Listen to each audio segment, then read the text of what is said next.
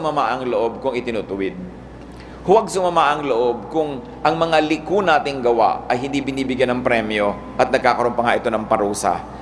Sapagkat ano mangyayari sa atin kung yung mga kamalian natin biglang may mga rewards? Mawiwili tayo sa paggawa ng mali, hindi natin malalaman na lumayo na pala tayo ng lumayo sa tama. At dito din merong definition ng good parenthood and good parenting. Mahal mo ang anak mo, dapat mong disiplinahin. Discipline only says that you must reward good behavior and punish bad behavior. At nasa ganoon, sa formative years, lalo na ng mga bata, matanim sa kanila kung ano ang tama at mali. Kadalasan, pag naitanim na ng malinaw, malalim, matibay sa isang isip kung anong tama at mali, kahit tumanda na siya, magkaedad na siya, hindi mo na ulit-ulitin yung lesson, alam na niya ang tama at mali.